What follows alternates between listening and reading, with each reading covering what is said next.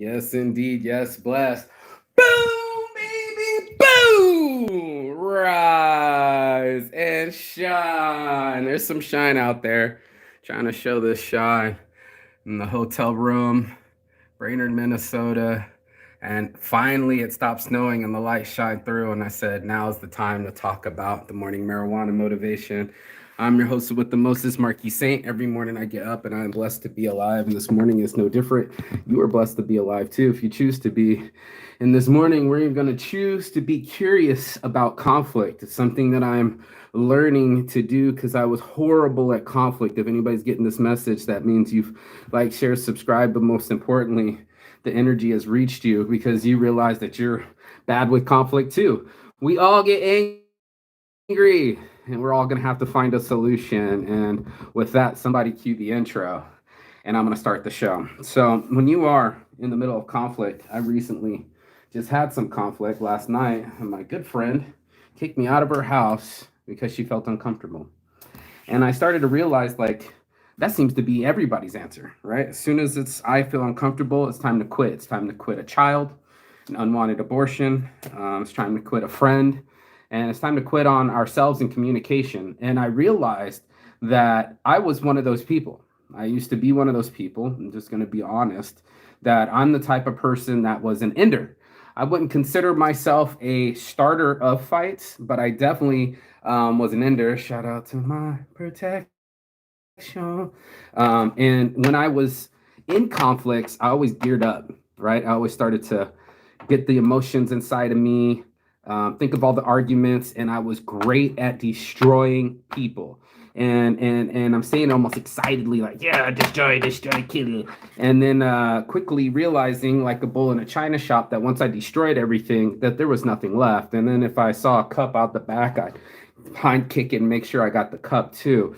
And once I decided that, or once I noticed that I was destroying the possibility of education, the possibility of a future, and the possibility of resolution, I stopped destroying things. And last night was a great example for me to practice conflict. I've been learning about it, but practicing it's way different than being in the middle of it. And I was like, Mark, this is my opportunity.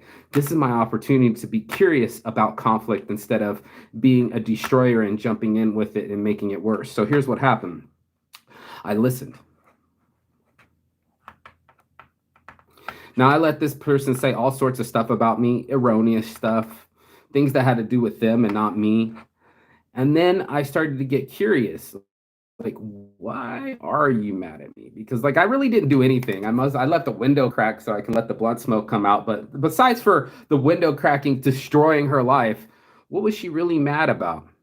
And to this day, I'm still a little bit confused. I think she was mad because of something like she think I was like disrespecting her mom because I couldn't pay attention to an 88-year-old lady explain me her life story for more than an hour, and neither could she. But expectations, right? I don't know what she was expecting. I was expecting business, right? I was expecting friendship. It's quickly happens that you lose friendship, right? All of a sudden, when people don't have their own self-interest, they don't mind the friendship being destroyed. It didn't matter that I'd bought into her business. It didn't matter that I was an investor. It didn't matter that I was helping push her business or get her to a business formation. What mattered was her emotions. And same for my ex, is it was the way that they were feeling. And I've always written it off like, oh, you're just too emotional. And that already discounts the person's valid feelings, right? Their argument. And to let them feel heard, to let them let it off their chest, got me into a situation where now I'm not tit for tat waiting to launch all these awesome rebuttals that I've already made, like launch this intercontinental ballistic missile, ICBM, attack. But instead of seeing attack, now the new strategy that I've learned thanks to YouTube and TED Talk is to be curious, right? Not longer that's why I called it curious conflict this morning, but to be curious, like we talked about this last week about what's our conditioning and who we are and why we do the things that we do. Be curious of why you're doing what you're doing. Why are you continuing on conflicts? Why are you going into a situation knowing you're about to lose a friend or lose your cool and pull some stupid shit like kick me out in the middle of the night and be rude to me and lose a friendship through it. And I was just like, man, I'm sick of losing friends through conflicts. I've had so many people just fade to black, and I didn't know why. And part of it was my own way of fighting, right? Like if I find myself in a conflict, I'm like, I'm gonna win. And in the end, when I realized that I broke all the things in the China shop that I was actually losing, I lost all the product, I lost my temper, and I'd lost trust. And that was something that is so hard to build and so easy to lose. And I wanted to go deeper into it instead of keep losing, because that's the thing I don't want to do. I want to win. The way to win an argument is to let the other person win. And I didn't realize that, right? Like I didn't realize that I was strong enough to take a loss like a boss, that I've been through my whole years of abuse, that I'm very aware of taking a punch and an ICBM and an attack, verbal or physical, and know that I'm not going to be hurt, and know that I don't have to in return hurt someone else. And this is like a healing moment for me, that I can heal over hurt. That's a Saints Anarchy shirt, but to practice it and say that I don't need to hurt my friend. I started to see them. I'm like, do I love this person first? Like before I start launching missiles, do I love the people that are underneath the explosion? Do I want them to suffer, or do I want to continue with suffering? I said about a week ago, but you can share your education or you can share your suffering, and that's a choice every day. We can choose to be curious about conflict, or we can join in it and make it worse. And in a world surrounded by all us egomaniacs, all of us just look at me, I'm so pretty, I have my whole life together. We forgot that there's some people that we're affecting with this, that it's for me to have my life together, but it's for me to heal others with my healed life.